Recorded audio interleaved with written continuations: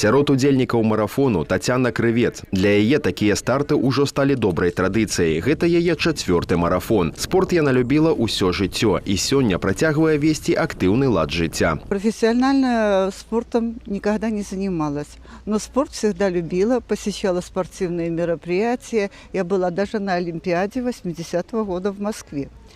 Поэтому спорт люблю всегда. Доставляет огромное удовольствие. Красивая природа, красивые заинтересованные люди, активные, веселые, которые любят кричать кричалки, которые вносят бодрость и энергию. Самому старэйшаму удзельніку марафону Эдуарду Левіну 92 гады. Вялікую частку жыцця ён прысвяціў аматарскаму бегу, але ў 90 гадоў вырашыў перайсці на больш шадлівы від нагрузкі – скандынаўскую хадзьбу. Сённяшні марафон для яго дэбютны, але з дыстанцыяй ён справіўся на выдатна. Я занимался любительским бегом. Это уже 42 года.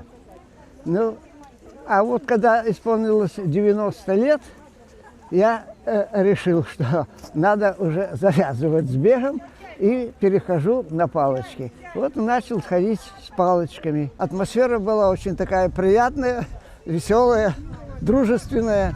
Очень хороший коллектив, мне очень понравилось.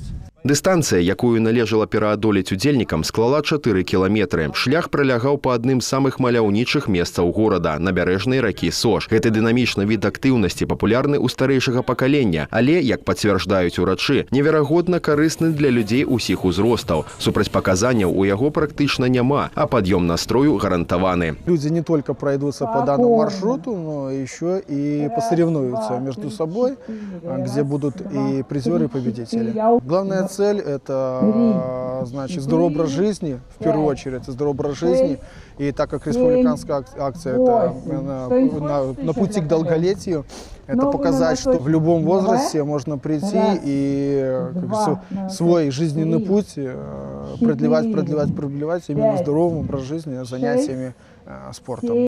Гэта толькі частка вялікага рэспубліканскага восеньскага марафону, які праходзіць з 29 верасня по 5 кастрычніка. Далучыцца да яго онлайн яшчэ можна. Для гэтага трэба за некалькі дзён пераадолець марафонскую дыстанцыю ў 42 кіламетры, праходзячы па некалькі кіламетраў у дзень. Тыя, хто сёння выйшаў на набярэжную, упэўнены, іх крок да даўгалецця і выдатнага настрою быў самым правільным. Дар'я Дрожжа, Михаил Синицын, Александр Чернышевич, телерадиокомпания «Гомель».